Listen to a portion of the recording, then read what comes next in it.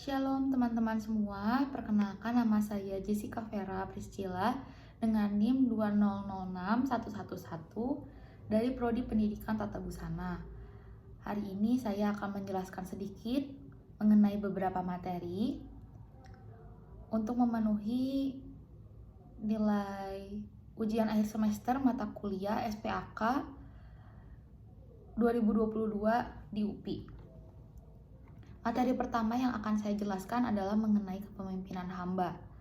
Ada beberapa cara yang dipakai Tuhan dan dapat kita terapkan agar kita bisa dipakai secara efektif. Cara yang pertama adalah man of prayer, yaitu orang yang dipakai Tuhan adalah orang yang memiliki kontak dengannya. Kontak di sini dalam konteks hubungan secara pribadi dengan Tuhan, yaitu pribadi yang sering berdoa, sering membaca Alkitab, dan memiliki hubungan intim dengan Tuhan. Yang kedua adalah man of faith.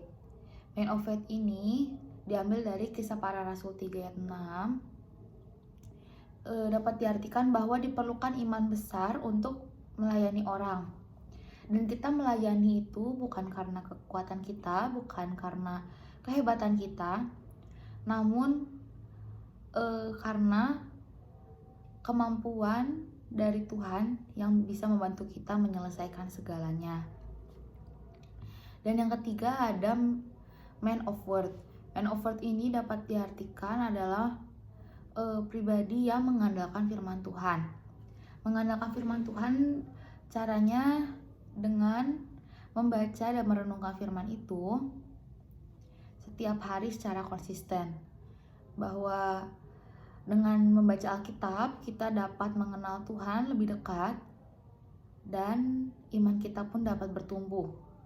Pertumbuhan iman kita dengan frekuensi kita membaca Alkitab itu berbanding lurus. Jika kita sering membaca Alkitab, jika kita sering merenungkannya dalam kehidupan kita sehari-hari, iman kita pun akan terus bertumbuh seiring dengan bertambahnya pengetahuan kita akan firman Tuhan. Dan yang keempat adalah men that are filled by Holy Spirit. Bisa dibaca dari Kisah Para Rasul 1 ayat 8 dan Kisah Para Rasul 4 ayat 9 sampai 12. Yang dikatakan dan dapat disimpulkan adalah manusia yang dipakai Tuhan secara efektif adalah manusia yang penuh dengan kuasa Roh Kudus. Kenapa kuasa Roh Kudus itu penting? Karena dalam setiap pelayanan kita tidak bisa melakukannya tanpa bantuan Tuhan. Jika pelayanan yang kita lakukan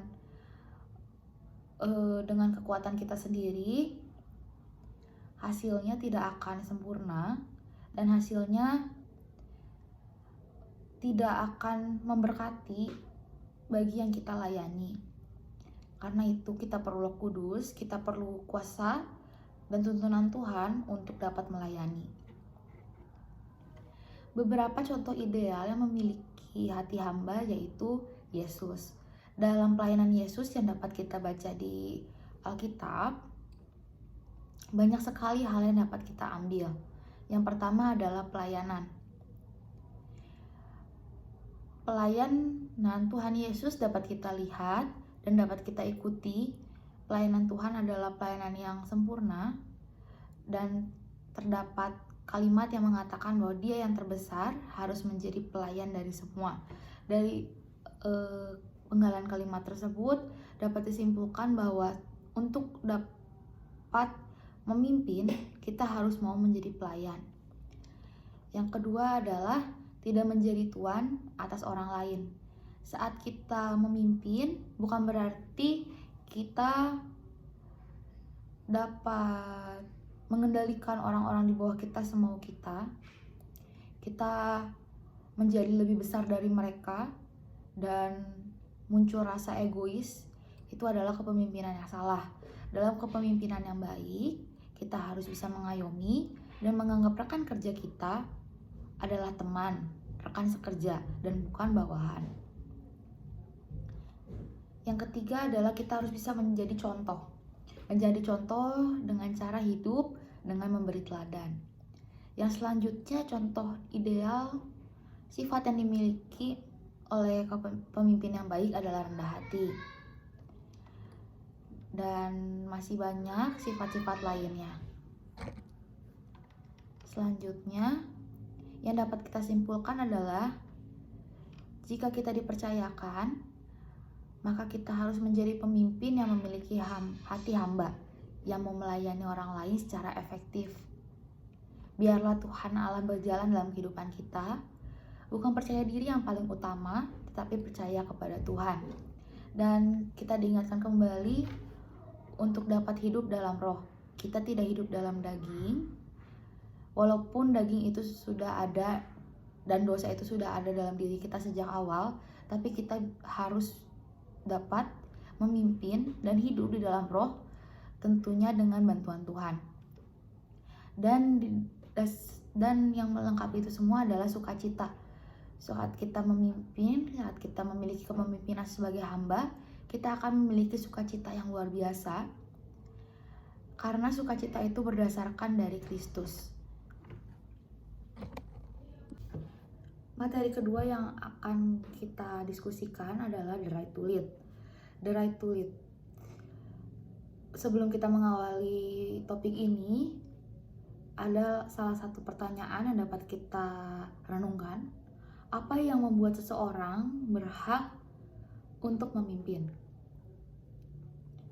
Satu hal yang paling utama adalah seseorang itu harus bisa diterima. Dan agar seseorang bisa diterima, itu memiliki dan membutuhkan waktu serta proses yang panjang. Kemampuan untuk memimpin itu tidak datang dengan sendirinya. Kemampuan itu datang secara bertahap dan berproses. Ada beberapa bagian yang akan kita bahas dari inti materi ini. Yang pertama adalah tentang aksi. Jenis pemimpin yang ingin orang ikuti, beberapa yang dapat kita sebutkan. Yang pertama adalah pemimpin yang mau membuang ego, yaitu pemimpin yang tidak mencari pujian bagi dirinya sendiri.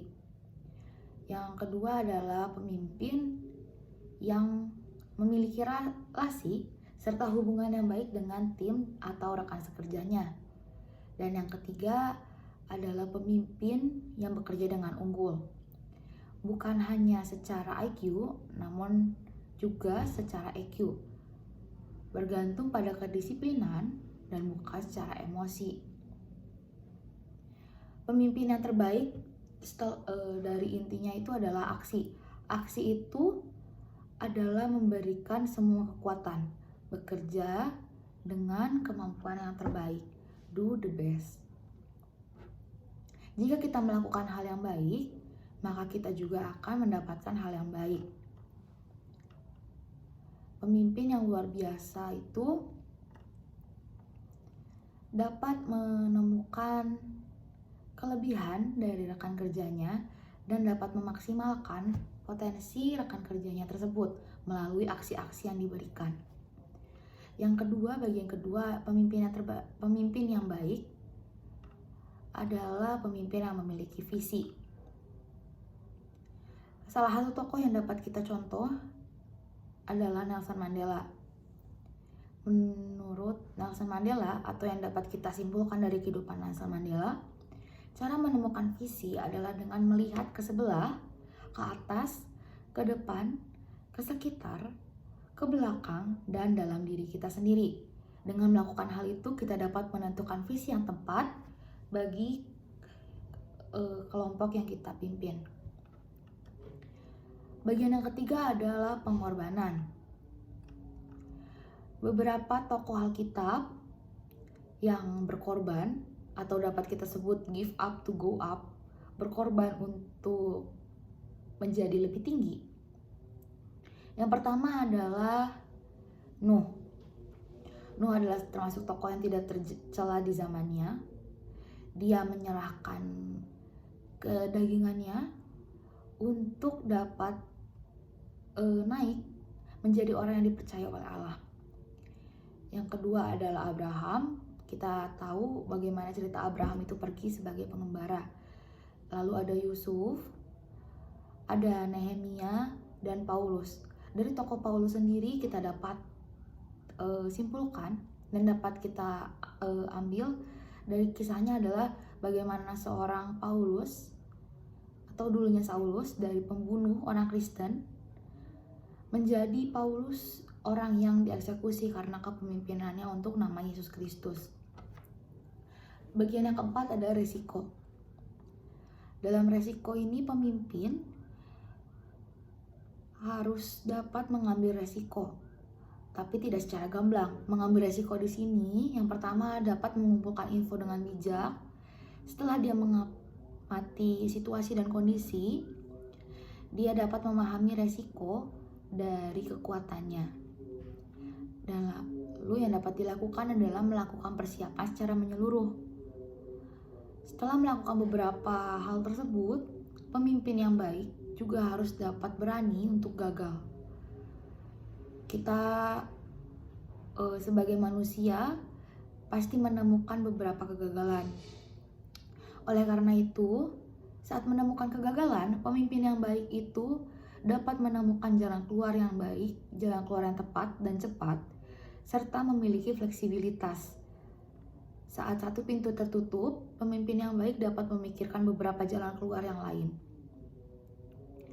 Dan bagian yang terakhir adalah integritas. Pemimpin yang baik itu memiliki integritas yang baik.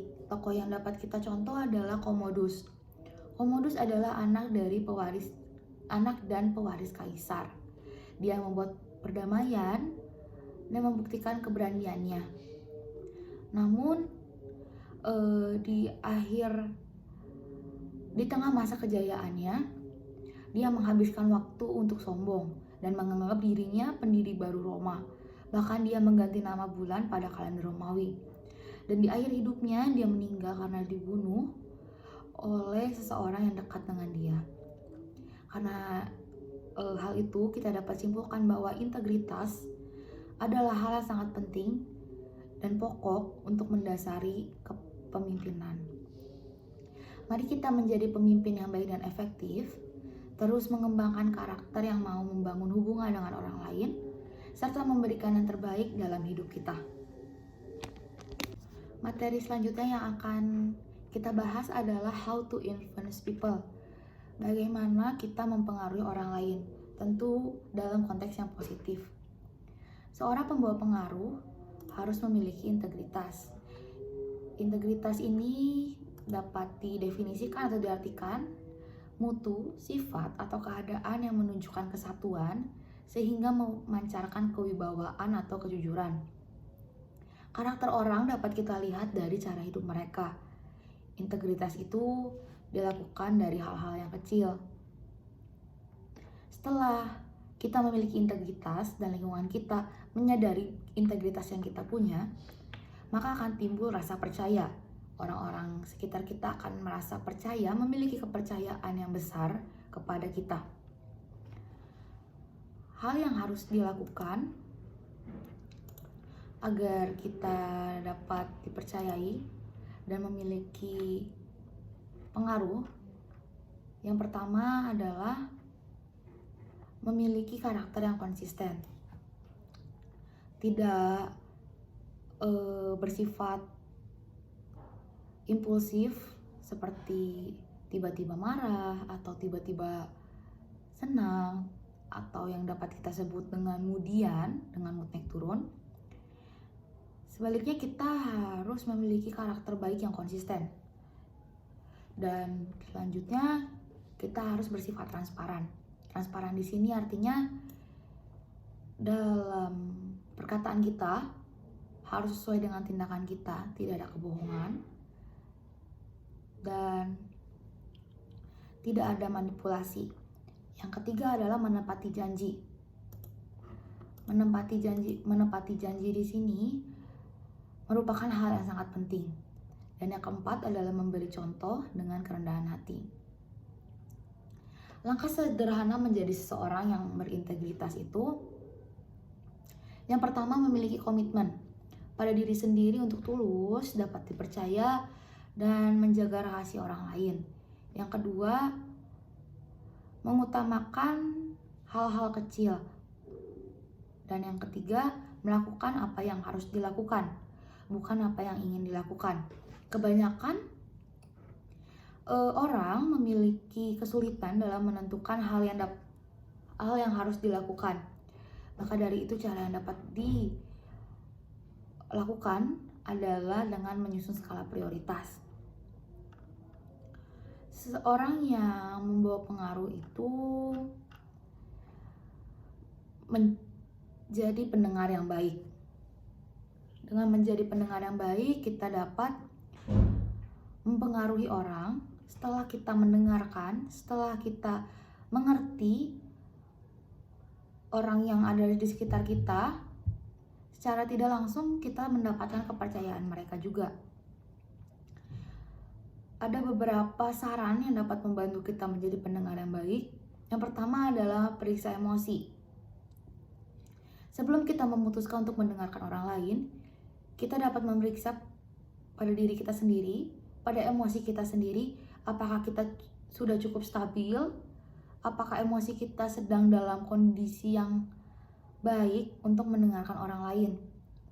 Itu hal yang paling utama dan terutama karena saat kita dalam kondisi yang tidak stabil dan kita mendengarkan orang yang dalam kondisi yang sama, itu tidak akan berujung dengan baik dan hanya akan menambah beban bagi kita dan bagi orang yang kita dengar. Yang selanjutnya adalah mendengar secara keseluruhan. Saat ada yang mempercayai kita untuk menjadi pendengar, untuk mendengarkan cerita mereka, kita harus memastikan bahwa kita posisi sebagai pendengar. Dan pada masa sekarang sering ditemukan fenomena yang dinamakan adu nasib. Kebanyakan saat kita mendengarkan cerita, kita akan membanding-bandingkannya dengan orang lain atau membanding-bandingkan cerita mereka dengan diri sendiri. Itu hal yang salah. Yang ketiga yang dapat dilakukan adalah meringkas apa yang dikatakan lawan bicara. Saat lawan bicara kita selesai berbicara, hal yang dapat kita lakukan adalah menyimpulkan. Saat kita menyimpulkan perkataan mereka, hal itu membantu kita untuk dapat memberikan saran yang baik serta membantu mereka untuk memperjelas masalah apa yang sedang mereka lalui. Saat masalah yang dilalui sudah jelas dan tidak terlalu berbelit, kita dapat menemukan saran atau jalan keluar dengan lebih efektif.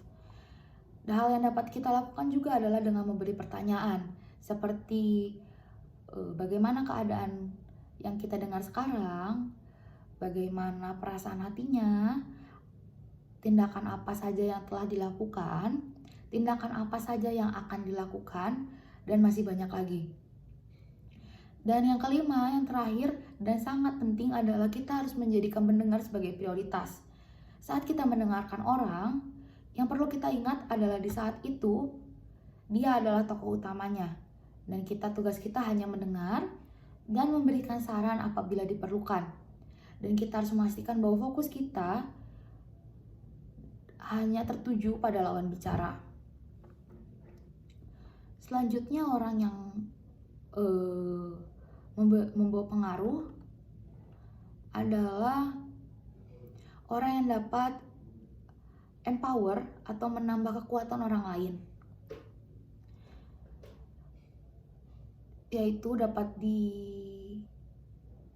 dilakukan jika kita memiliki kualifikasi, yaitu posisi, hubungan, penghargaan, dan komitmen.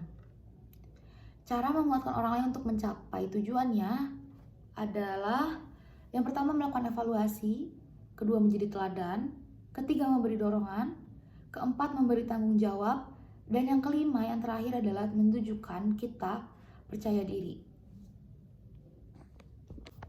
Materi selanjutnya yang akan kita bahas adalah materi Facing the Giant. Facing the Giant ini merupakan salah satu film yang bercerita mengenai kehidupan seorang pelatih American football bernama Grant Taylor yang memimpin sebuah tim namun tidak pernah menang. Karena hal tersebut, maka sekolah dari Tim itu berpikir untuk mengeluarkan Taylor dan menggantinya dengan yang baru. Selain masalah itu, Taylor pun memiliki masalah-masalah lain dalam kehidupannya. Saat masalah semakin memuncak, Grant Taylor diberi petunjuk untuk datang kepada Tuhan. Dia pun sadar akan kekuasaan Tuhan dan memutuskan untuk menyerahkan segalanya kepada Tuhan.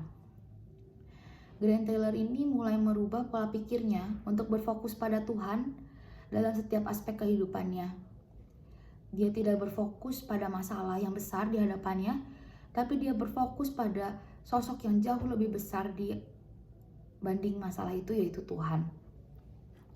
Dia menerapkan pemikiran ini dalam setiap aspek kehidupannya, bahkan ke dalam tim yang dia pimpin.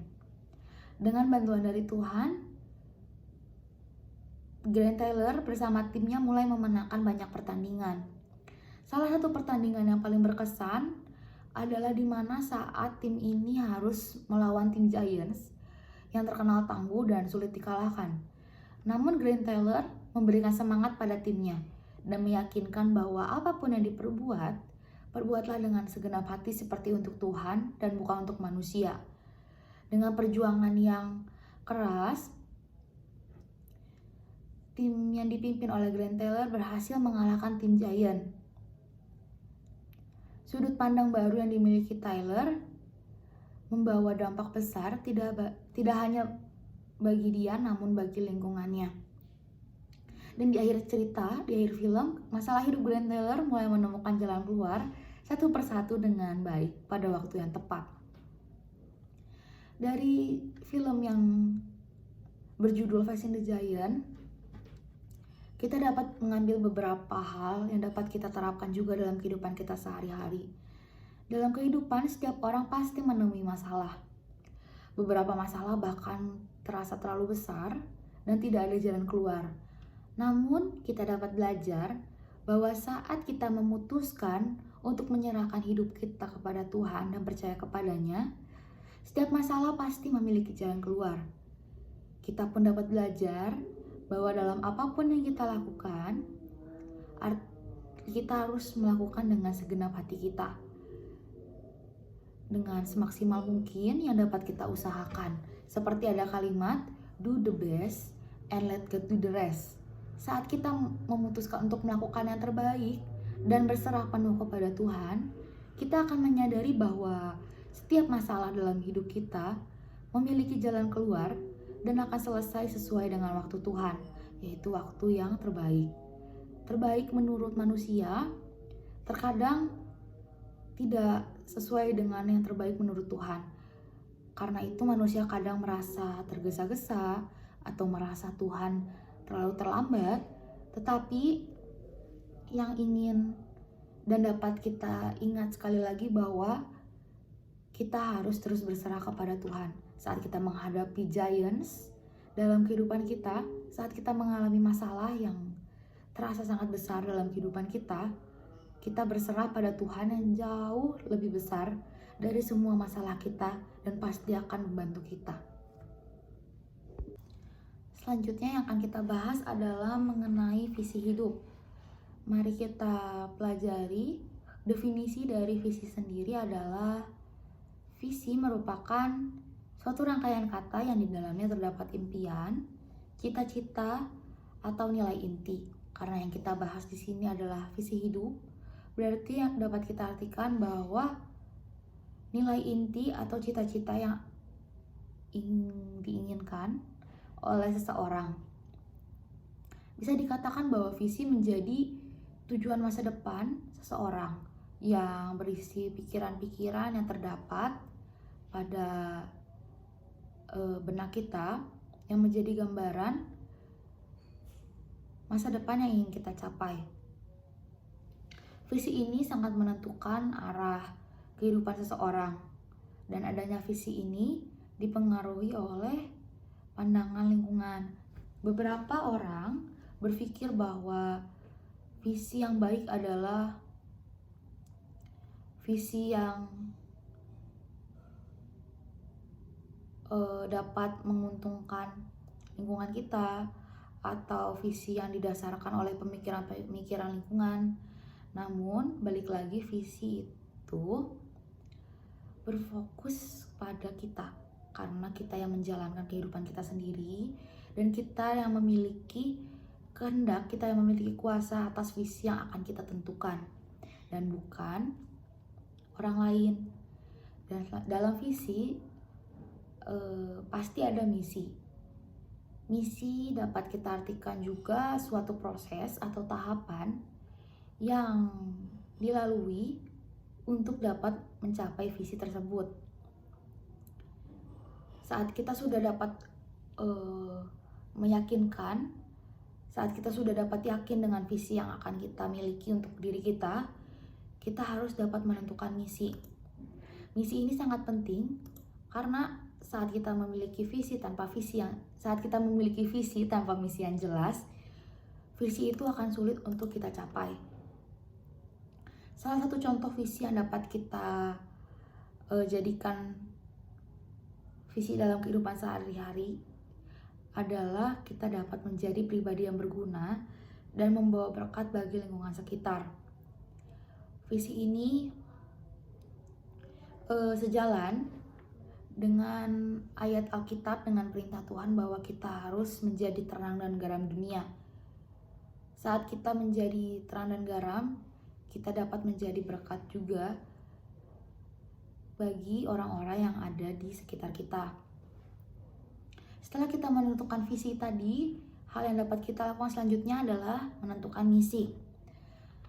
Beberapa hal yang dapat kita lakukan agar kita bisa menjadi pribadi yang berguna dan membawa berkat adalah yang pertama, bersosialisasi dan melakukan tindakan langsung untuk bergaul.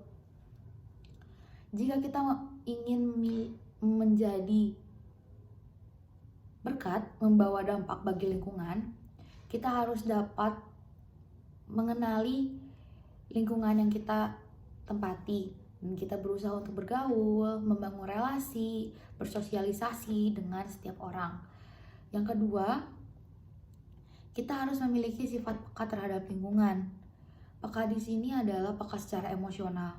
Saat kita dapat mengerti perasaan orang-orang di sekitar kita, saat kita dapat peka, orang-orang di sekitar kita akan menjadi nyaman dengan kita, dan setelah mereka nyaman dan percaya dengan kita dapat membantu mereka. Saat kita dapat membantu mereka, kita pun dapat menjadi berkat dan pribadi yang berguna. Hal yang ketiga yang dapat kita lakukan adalah berperilaku sesuai firman Tuhan. Dalam setiap aspek kehidupan kita dapat dan harus mengandalkan Tuhan. Dan berperilaku sesuai firman Tuhan artinya kita menjadi pribadi yang dimana saat orang lain melihat kita, mereka dapat merasakan hadirat Tuhan, mereka bisa melihat Tuhan melalui kita. Setelah kita mendapatkan misi, kita harus menentukan strategi. Strategi-strategi di sini adalah hal-hal yang dapat mendukung misi kita untuk mencapai visi. Saat kita memiliki semua itu, kita harus memiliki ayat pegangan. Salah satu ayat pegangan yang dapat kita pakai dan terapkan yang menjadi pegangan untuk mencapai visi ada di Yeremia 29 ayat 11 yang berisi, "Sebab aku ini mengetahui rancangan-rancangan apa yang ada padaku mengenai kamu. Demikianlah firman Tuhan, yaitu rancangan damai sejahtera dan bukan rancangan kecelakaan, untuk memberikan kepadamu hari depan yang penuh harapan." Saat kita ingin menjadi berkat, saat kita ingin menjadi pribadi yang baik, kita tentu akan dihadapi oleh berbagai situasi yang cukup menyulitkan. Bahkan terkadang visi dan misi kita terasa sulit untuk dicapai, mimpi-mimpi kita sulit untuk dicapai, dan terkadang ada perasaan bahwa kita ingin menyerah saja karena Tuhan tidak